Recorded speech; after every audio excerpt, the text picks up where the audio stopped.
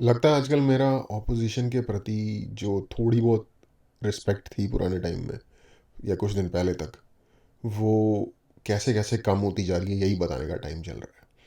क्योंकि opposition I don't know किस तरीके की डेस्परेट सिचुएशन में आ चुकी है। वो लोग ऐसे अटेम्प्ट कर रहे हैं पावर को वापस ग्रैब करने के लिए, जिससे कि वो कंट्री के लाइक इंटरनल फैब्रिक को ही डैमेज करने की दिशा में बढ़ रहे हैं। लाइक वन स्टेप फॉरवर्ड और टू स्टेप बैकवर्ड। बेसिकली अगर एक स्टेप कंट्री आगे लेती है तो वो उसे दो कदम पीछे खींचने की कोशिश कर रहे हैं। उसी तरीके का मुझे एक वीडियो दिखी जिसमें कि 2004 में जो पुरानी पेंशन स्कीम सरकार ने ऑब्सोलीट कर दी थी और नई ले आए थे उसकी जगह। और अ, अब वो लोग ये कह रहे हैं कि आप हमें जिता दो, हमें वोट दे दो तो हम पुरानी पेंशन स्कीम ले आएंगे। अगेन एक सोशलिस्ट कंट्री के दिशा में बढ़ने का कदम, जो जिस कंट्री ने बेसिकली बैंकरप्ट सॉरी जिस रूल ने बेसिकली बैंकरप्ट कर दिया हमारी कंट्री को। लिटरली सोना यहाँ से फ्लाई करके भेजना पड़ा IMF के पास ताकि पैसे आए, जिससे कि एक थोड़ा काम चल सके आगे। दोबारा वही हरकतें, दोबारा उसी ऑपरेशन मोड या फिर जो भी है उसमें ले जाने वाली हरकतें। और ये ऐसी हरकतें करते हैं हर जगह इलेक्शन जीतने के लिए। जनता को बेसिकली पैसे और चीज़ें और गुडीज़ ये प्रॉमिस करते हैं कि अगर आप हमें जिताओगे तो हम आपको ये देंगे। लिटरली अगर टेक्निकली इसे आप देखो तो ये ब्राइब है बेसिकली। हम आप हमको वोट दो, हम आपको ऐसे ब्राइब करेंगे। और वो अगर इस तरीके से होता ना कि सरकार का काम है राइट एनवायरनमेंट क्रिएट करना जिसमें कि एक इंडिविजुअल अपना मैक्सिमम अचीव कर सके, अगर ये उस एनवायरनमेंट को क्रिएट करने की बात कर रहे होते ना तो फिर भी समझ आता है। लेकिन वो ये कह रहे हैं कि हम आपको लिटरली पैसे देंगे अगर आप हमें वोट दोगे तो। ये किस तरीके की सोसाइटी बिल्ड करने का तरीका है? एनीवे एक वीडियो है वो देखते हैं। भारत की opposition parties common tax payers के पैसे को आग लगा के पॉलिटिकल रोटियां सेकने की तैयारी कर रही हैं। इनकी एक डिमांड देश को वापस उस डेंजर की तरफ ले जा रही है जिससे बड़ी मुश्किलों के बाद हमें निकाला गया था। RBI से लेकर अलग अलग इकोनॉमिस्ट इसी बात को ओपनली अपोज कर रहे हैं। इनफैक्ट रघुराम राजन, जो यूजुअली बीजेपी को क्रिटिसाइज करते हैं, वो भी इसमें ऑपोजिशन पार्टीज को सपोर्ट नहीं कर रहे। ये डिमांड है ओल्ड पेंशन स्कीम को वापस लाने की डिमांड। आप शायद अंदाजा भी नहीं लगा सकते हो कि इससे देश को कितना बड़ा नुकसान हो सकता है। और जो डेटा मैं आज आपको इस वीडियो में दिखाने वाला हूँ वो शायद आपको बहुत ज्यादा शॉकिंग भी लग सकता है, और इसीलिए आपको ये थोड़ा ध्यान से समझना चाहिए और अपने दोस्तों के साथ शेयर भी करना चाहिए। आइए देखते हैं। करते हैं ओल्ड पेंशन स्कीम को लेकर राजधानी दिल्ली में चल रहे विरोध प्रदर्शन की। इस बार वही सरकार है जो हमें पुरानी पेंशन दे। कि हमारी सरकार बनेगी 31 जनवरी तक ओल्ड पेंशन स्कीम लागू करने का नोटिफिकेशन जारी कर दिया जाएगा। पुरानी पेंशन को देने की बात होती है, क्या जवाब मिलता है इनसे? कहते हैं पैसा ही नहीं है, इकोनॉमी खराब हो जाएगी। Returning to OPS is probably going to be extremely impossible.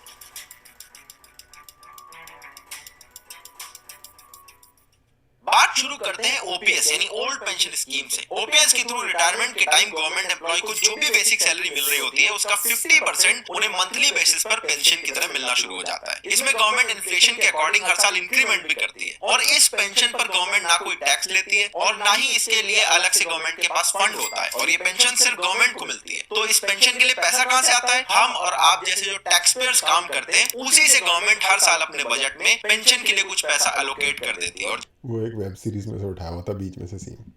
जिन लोगों को पेंशन मिल रही है वो रिटायर हो चुके हैं, तो उनका इस पेंशन में कोई कंट्रीब्यूशन नहीं होता है। ये पेंशन काफी अनसस्टेनेबल थी, इसीलिए इसे 2004 में बंद कर दिया गया और न्यू पेंशन स्कीम लॉन्च करी गई। कैग हर साल अपने एक अकाउंट्स एट ए ग्लांस नाम से रिपोर्ट पब्लिश करता है। ये उसकी सबसे लेटेस्ट रिपोर्ट है। इसके पेज नंबर 28 पर देखें तो बड़ा इंटरेस्टिंग डेटा मिलता है। इसके हिसाब से सरकार का हर साल खर्चा होता है 1.5 लाख करोड़ का, उसमें 40,000 करोड़ जाता है सैलरी पर और 20,000 करोड़ जाता है पेंशन पर। यानी सरकार का 40% खर्चा सिर्फ सैलरी और पेंशन पे जाता है। अकेले पेंशन में देखें तो सरकार का 13% खर्चा सिर्फ इसी में हो रहा है। देश में आज 70 लाख से ज्यादा लोग पेंशनर हैं, यानी 0.5% से भी कम पॉपुलेशन है जिस पर देश का 13% पैसा खर्च हो रहा है, और ये खर्चा हर साल बढ़ता जा रहा है। और ये सिर्फ मैं आपको सेंट्रल गवर्नमेंट के नंबर बता रहा हूँ। जब आप स्टेट वाइज डेटा देखोगे तो और शॉकिंग डेटा मिलेगा। RBI हर साल स्टेट ऑफ द स्टेट नाम से एक रिपोर्ट निकालता है। इसके लेटेस्ट रिपोर्ट के पेज नंबर 16 पर लिखा है कि ऑन एवरेज सारे स्टेट्स अपने अपने खर्चे का 29% सैलरीज पर और 13% पेंशन पर खर्च कर रहे हैं। ये एवरेज नंबर है। इसके अलावा कुछ स्टेट में तो 20 से 21% भी ये नंबर टच कर जाता है। 1980s में नंबर सिर्फ तो ये लगा लो 40-45% स्टेट्स जो हैं अपने बजट का अपने एम्प्लॉयज़ को सैलरी और पेंशन देने में, बेसिकली रेम्यूनरेट करने में, पैसा कॉम्पनसेट करने में अपने एम्प्लॉयज़ को खर्च कर देती हैं 40-45% अपने बजट का हिस्सा। तो क्या वो डेवलपमेंट करेंगे, क्या वो एजुकेशन पे लगाएंगे, क्या वो हेल्थ पे लगाएंगे? और इसीलिए आम आदमी, जो कि इन्होंने बताया कि less than 5% of the population employees हैं गवर्नमेंट में, पूरे के पूरे ओवरऑल हमारी कंट्री में, लेस देन 0.5%, नॉट इवन 1%। उन लोगों के ऊपर 40 से 45% अगर जा रहा है स्टेट का या कंट्री का पैसा, तो बाकी जो 60% है उसमें बाकी का पूरा देश आ गया। और बाकी के पूरे देश में क्या वो एजुकेशन पे, क्या रोड पे, क्या इंफ्रास्ट्रक्चर पे, क्या आपके हेल्थ केयर पे पैसा लगाएंगे? और इसीलिए बर्बाद है हमारी हालत। जिन कंट्रीज़ में वेस्ट की अगर आप कंट्रीज़ देखो, उनका अगर आपको पेंशन स्ट्रक्चर पता करना हो तो वो इस तरीके से होता है। आप अपनी पूरी वर्किंग लाइफ के दौरान, जब आप 18, 19, 20, 21, 25 साल से काम करना शुरू करते हो, उस एज से लेके जब आप रिटायर होते हो, तब तक आपकी सैलरी का एक सर्टेन पार्ट, यूएस में एक सिस्टम होता है, उसको 401k कहते हैं, फंड का नाम होता है। जैसे इंडिया में भी आई थिंक पीएफ होता है, प्रोविडेंट फंड के नाम से, ऐसे ही उसमें 401k होता है। कनाडा में गवर्नमेंट आपकी पर पे चेक में से ये एक अमाउंट ले लेती है, जो कि टूवर्ड्स पेंशन फंड में जाता है, जो कि आपका एक पेंशन फंड बिल्ड होता रहेगा जब तक आप रिटायर होगे। एक बहुत बड़ा अमाउंट उसमें आपकी सैलरी के हिसाब से कुछ, क्योंकि उसका हिस्सा जाता रहा आपकी लाइफ लॉन्ग टाइम में, जमा हो जाएगा। और उस पैसे को वो लोग इन्वेस्ट करते हैं। कनाडा ने एक्चुअली उस फंड का एक बहुत बड़ा अमाउंट, बिलियंस ऑफ डॉलर्स में जो वो अमाउंट है, वो इंडिया में इन्वेस्ट किया हुआ है।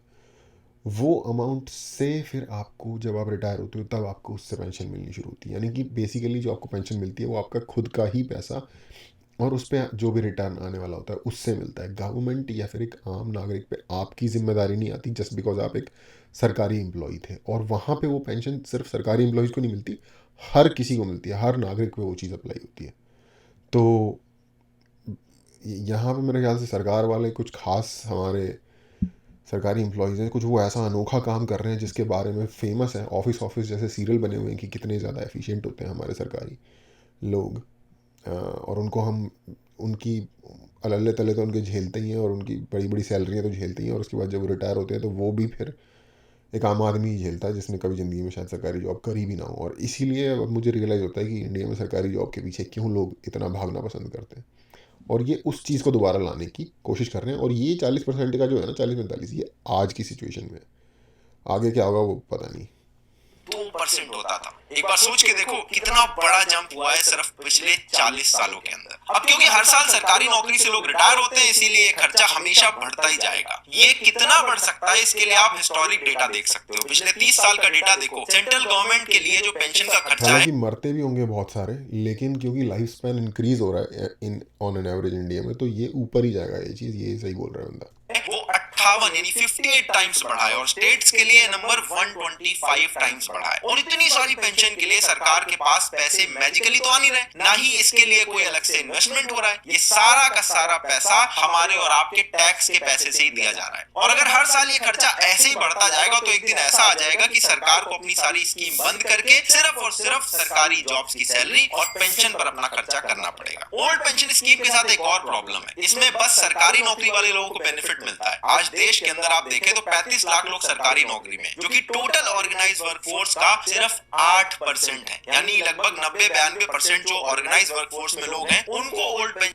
ऑर्गेनाइज्ड वर्कफोर्स की बात हो रही है, जो एक ढाबे वाला है या एक ढाबे पे काम करने वाला है, जो एक ऑटो रिक्शा चलाने वाला है या टैक्सी चलाने वाला है, उसकी बात यहाँ पे नहीं हो रही। पेंशन स्कीम के तहत कोई पेंशन का बेनिफिट नहीं मिल सकता है। और ये प्रॉब्लम सरकार आज से 20 साल पहले आइडेंटिफाई कर चुकी है। इसीलिए 2003 में शुरू किया गया था प्रोजेक्ट ओएसिस। इसमें एनालाइज किया गया कि जो ओल्ड पेंशन स्कीम है, इसमें इतनी सारी प्रॉब्लम्स हैं, तो इसका सोल्यूशन क्या हो सकता है। और इसके बाद 2004 में शुरू की गई नेशनल पेंशन स्कीम, जिसे आप न्यू पेंशन स्कीम भी बोल सकते हो। जो गवर्नमेंट एम्प्लॉय 1 अप्रैल 2004 के बाद जॉब ज्वाइन कर रहे हैं, उनके लिए ओल्ड पेंशन स्कीम का ऑप्शन नहीं मिलता, उन्हें सिर्फ न्यू पेंशन स्कीम ही मिलती है। अब जो लोग इससे पहले गवर्नमेंट सर्विसेज में थे, वो भी एनपीएस में स्विच स्विच कर सकते हैं, लेकिन 2004 के बाद वाले एम्प्लॉइज को ओपीएस नहीं मिल सकती है। ये एनपीएस स्कीम क्या है, ये समझने से पहले आपको पेंशन के बारे में एक चीज समझनी पड़ेगी। मैंने अभी जो आपको पेंशन के डेटा बताए वो लेटेस्ट है और मैं कह रहा हूँ 2004 में बंद हो चुकी है। तो ये क्या मामला है? देखो, पेंशन ना हमेशा रिटायरमेंट के बाद मिलना शुरू होती है और एक एम्प्लॉय एटलीस्ट 35-40 साल तक तो जॉब करता है। इसीलिए जो एनपीएस वाले लोग हैं वो ज्यादातर 2034 या 2044 में रिटायर होंगे, तब इनको इसका बेनिफिट मिलेगा। और तब तक जो भी लोग रिटायर हो रहे हैं वो 2004 के पहले ज्वाइन कर चुके थे, तो उनकी डेथ होने तक जो ओल्ड पेंशन स्कीम है उसका खर्चा सरकार भरती रहेगी। और इसीलिए एनपीएस स्कीम आने के 20 साल बाद भी सरकार का जो पेंशन वाला खर्चा है वो बढ़ता जा रहा है, क्योंकि अभी भी जो लोग रिटायर हो रहे हैं वो ओल्ड पेंशन स्कीम वाले लोग हैं। अब बात करते हैं एनपीएस की। इसने ना ओल्ड पेंशन स्कीम की बहुत सारी प्रॉब्लम्स को सॉल्व करा है। ओल्ड पेंशन स्कीम में बस गवर्नमेंट एम्प्लॉइज कवर्ड थे, लेकिन एनपीएस में प्राइवेट सेक्टर के एम्प्लॉइज भी पार्टिसिपेट कर सकते हैं। तो जो 90-92% वर्कफोर्स इस पेंशन का बेनिफिट नहीं ले पा रही थी, उसको भी अब ये बेनिफिट मिल सकता है। ये जो ओपीएस थी, इसमें सरकार अपनी पॉकेट से रिटायर्ड एम्प्लॉय को पैसे देती है, यानी कि हमारे आपके टैक्स पेयर मनी से पैसे देती है। जो भी उनकी लास्ट सैलरी रहती है उसका 50% उन्हें पेंशन मिलने लगता है। लेकिन एनपीएस में हर एक एम्प्लॉय को अपने लिए एक फंड तैयार करना होता है और उसमें सरकार भी एम्प्लॉय के साथ साथ बराबर कंट्रीब्यूट करती है। एनपीएस में आप अपनी नौकरी करते हुए हर महीने ओके, तो ये बेसिकली जो यूएस का 401k सिस्टम है ना, उसके जैसा है 100% कि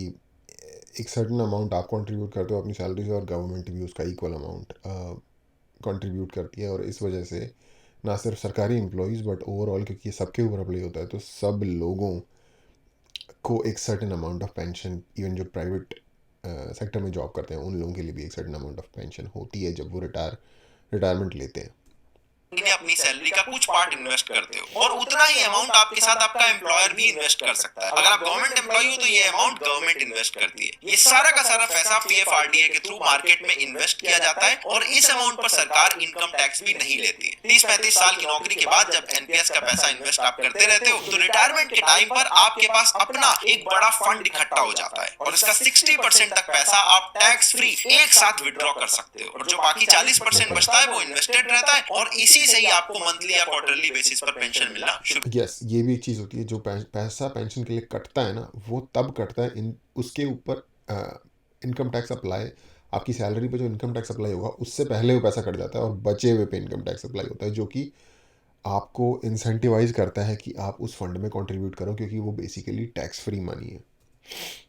हो जाती है। ये काफी सस्टेनेबल तरीका है क्योंकि इसमें हर साल रिटायर होने वाला जो भी एम्प्लॉय होगा उसके लिए सरकार को अलग से पैसे नहीं लाने पड़ेंगे। उस एम्प्लॉय का अपना एक फंड ऑलरेडी तैयार हो चुका होगा और उससे ही उसके पेंशन का इंतजाम हो जाएगा। तो इस प्रोसेस के थ्रू बेसिकली प्राइवेट एम्प्लॉयज को भी पेंशन का बेनिफिट मिल जाएगा, टैक्स पेयर का पैसा भी पेंशन के लिए नहीं खर्चा होगा और हर साल एनपीएस के फंड के थ्रू जो मार्केट में इतना पैसा इन्वेस्ट हो रहा होगा उससे इकोनॉमी को भी फायदा मिलता है और इसीलिए ये सबके लिए एक विन विन सिचुएशन की तरह बन जाती है। लेकिन अगर आप शॉर्ट टर्म में देखो तो सरकार पर एक्स्ट्रा बर्डन भी इसकी वजह से पड़ रहा है। एक तरफ ओपीएस वाले जो रिटायर्ड एम्प्लॉइज हैं उनकी पेंशन जा रही है और दूसरी तरफ एनपीएस वाले जो करंट एम्प्लॉइज हैं उनके साथ सरकार को इन्वेस्ट करना पड़ रहा है। लेकिन अगर आप लॉन्ग टर्म में देखोगे, जब सिर्फ एनपीएस वाले लोग रिटायर्ड होने के लिए बचेंगे तब सरकार का जो पेंशन पर खर्चा है वो काफी कम होता चला जाएगा, क्योंकि एनपीएस में हर एम्प्लॉय अपनी अपनी पेंशन के लिए अपना अपना सरकार के साथ इन्वेस्ट करके फंड तैयार कर चुका होगा। अगर आप मार्च 2023 का डेटा देखो तो एनपीएस में 1.7 करोड़ लोगों ने पार्टिसिपेट किया था, जिसमें 27% लोग प्राइवेट सेक्टर के एम्प्लॉइज हैं। इसके अलावा 4.7 करोड़ लोगों ने अटल पेंशन स्कीम में भी एनरोल किया हुआ है। ये एक अलग स्कीम है जिसमें मोस्टली अनऑर्गेनाइज सेक्टर के लोग पार्टिसिपेट कर सकते हैं, वो लोग जो इनकम टैक्स लिमिट से भी कम कमाते हैं। लेकिन अगर देश की इकोनॉमी के लिए देखो तो एनपीएस नेसेसरीली वो कम नहीं कमाते, वो बेसिकली अनऑर्गेनाइज सेक्टर में, जैसे मान लो रोड की साइड पे एक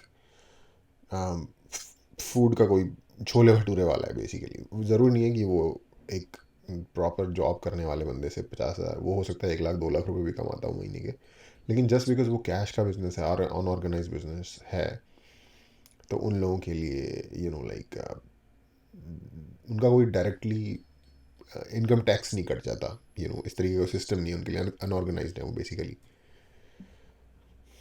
काफी सस्टेनेबल और बेटर स्कीम नजर आ रही होगी आपको। लेकिन फिर भी गवर्नमेंट एम्प्लॉइज के अगर पर्सपेक्टिव से देखें तो ओपीएस उनके लिए ज्यादा बेटर है, क्योंकि ओपीएस में मंथली सैलरी से कोई इन्वेस्टमेंट नहीं करना पड़ता और रिटायरमेंट के टाइम ये पक्का पता है कि जो भी लास्ट सैलरी रहेगी उसका 50% पेंशन के लिए मिल जाएगा। इसीलिए जो गवर्नमेंट एम्प्लॉइज है वो इसके लिए अलग अलग जगह पर प्रोटेस्ट ऑर्गेनाइज कर रहे हैं और पॉलिटिकल पार्टीज इसी बात का फायदा उठा रही है, क्योंकि इस बात का पॉलिटिकल बेनिफिट बहुत ज्यादा है। हिमाचल और पंजाब का इलेक्शन आया तो कांग्रेस और आप ने इसका प्रॉमिस कर दिया कि हम यहाँ पर ओल्ड पेंशन स्कीम ले आएंगे, वो जीत भी गए। छत्तीसगढ़ और राजस्थान और झारखंड, इन तीनों जगह कांग्रेस की सरकार है, इलेक्शन आ रहे हैं हैं, तो यहाँ की कांग्रेस गवर्नमेंट ने भी कह दिया कि हम वापस से ओल्ड पेंशन स्कीम ला रहे हैं, और इसी वजह से इस सबको देखते अब होने वाली है कॉमेडी।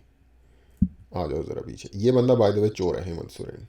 वो जीत भी गए। छत्तीसगढ़ और राजस्थान और झारखंड, सॉरी मैं भी शायद मैं अगेन देखूंगा। इन तीनों जगह कांग्रेस की सरकारें, यहाँ इलेक्शन आ रहे हैं, तो यहाँ की कांग्रेस गवर्नमेंट ने भी कह छत्तीसगढ़, राजस्थान, झारखंड, ओके, दिया कि हम वापस से ओल्ड पेंशन स्कीम ला रहे हैं, और इसी वजह से इस सबको देखते हुए सेंट्रल गवर्नमेंट भी कह रही है कि न्यू पेंशन स्कीम में ये भी कुछ चेंजेस कर सकते हैं। कुछ रिपोर्ट्स के अकॉर्डिंग सेंट्रल गवर्नमेंट ये कह रही है कि ओपीएस की तरह एनपीएस के अंदर भी हम 40 से 45% आपको प्रॉमिस कर सकते हैं, जो भी आपकी लास्ट सैलरी होगी उतनी आपको पेंशन मिल सकती है। मतलब एनपीएस के लिए एम्प्लॉई को इन्वेस्ट तो करना पड़ेगा, लेकिन जब उसका रिटायरमेंट होगा तब सरकार कहती है कि आपका जितना भी पैसा जमा हुआ हो, अगर वो कम पड़ रहा है तो सरकार एक्स्ट्रा पैसा ऐड कर देगी, और ये इंश्योर करेगी कि जो आपकी लास्ट सैलरी है उससे 40-45% आपको हर महीने सैलरी मिलती है। By the way both Chhattisgarh और राजस्थान में हार गए वो, और बीजेपी जीत गई, तो इसका मतलब ये है कि ये दुराचार कर रहे थे बेसिकली इसको कहते हैं HARAMI, पना, जो ये कर रहे थे।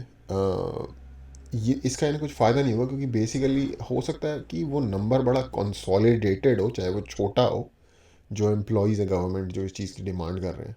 ऑफ कोर्स बनती है बात की उनका तो फ़ायदा है, वो करेंगे डिमांड, हालांकि शर्मनाक एज इट इज़, बट फिर भी समझ में आता है कि वो क्यों डिमांड करेंगे। लेकिन वो बड़ा कंसोलिडेटेड छोटा नंबर हो, लेकिन जिन लोगों को इससे नुकसान होगा वो बहुत बड़ा है। तो अगर वो इक्वेट भी कर देना उस नंबर से अपने आप को जो इसके अगेंस्ट है, तो भी इस फालतू की प्रॉमिस जो ये कर रहे हैं लोग, इसका at the end of the day किसी ना किसी लेवल पे नुकसान ही होगा इन ऑपोजिशन पार्टीज़ को, जिस तरीके की हरकतें कर रहे हैं।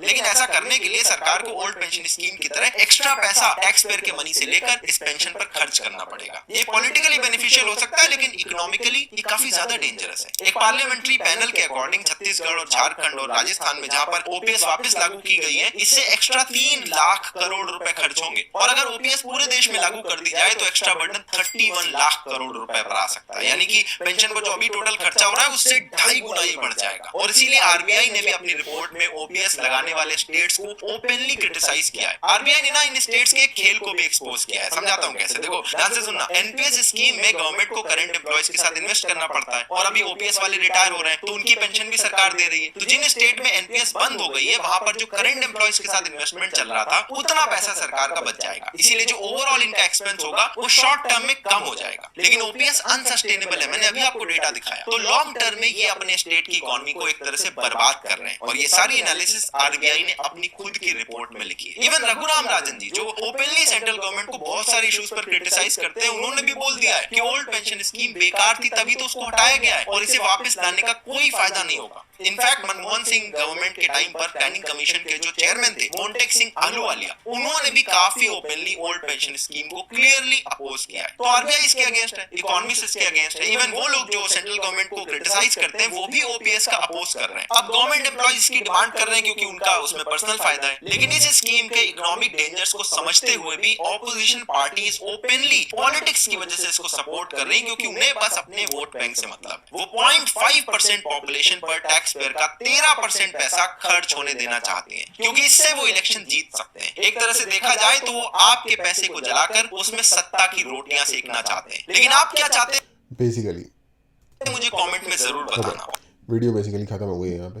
तो जो लास्ट इसने भाई ने बात बोली कि आपका पैसा जला के अपनी रोटी उसके ऊपर सेकना चाहते हैं, तो यार देखो, इवन जो गवर्नमेंट एम्प्लॉय भी है, मैं अगर उनको भी अगर मुझे कोई मैसेज देना हो तो मैं यही बोलूँगा कि भाई वैसे तो आप बहुत कहते हो सरकार ये नहीं करती, सरकार वो नहीं करती, आप भी एक पार्टी हो, आपके पास नौकरी है, अपनी आने वाली जनरेशन्स के बारे में सोचो।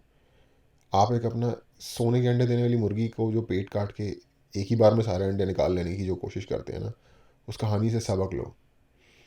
ये कंट्री एक ऐसा खेत है जिसमें से कि उपजता है, और पूरा का पूरा परिवार जो कि इस पूरे देश की जनता है वो उसमें से खाना खाती है। अगर कुछ लोग सोचेंगे कि मैं इस खेत को ही बेच देता हूँ तो मेरा सर्टेन फ़ायदा तो हो जाएगा, लेकिन आपके आने वाली जनरेशन्स का क्या होगा ये भी ज़रा सोचो। क्योंकि अगर कंट्री चली जाएगी किसी गर्त में तो आप अभी तो मज़े करके निकल जाओगे अपनी लाइफ में, आगे वाली जनरेशन क्या करो? क्योंकि at the end of the day जो भी करना है आपने यहाँ पे, जो बनाना है, वो छोड़ के तो यहीं जाओगे ना, या अपने साथ पैसे कवर में लेके जाओगे। हालांकि इन बातों को कोई सिविलाइजेशन की स्टार्टिंग से ही लोग इस तरीके की बातें करते आ रहे हैं, उनको कोई असर नहीं होता। बट होपफुली वो लोग जिनका इससे नुकसान है, वो लोग एक स्ट्रॉन्ग स्टैंड लेंगे इसके अगेंस्ट, और इस बर्बादी को होने से रोका जा सकेगा।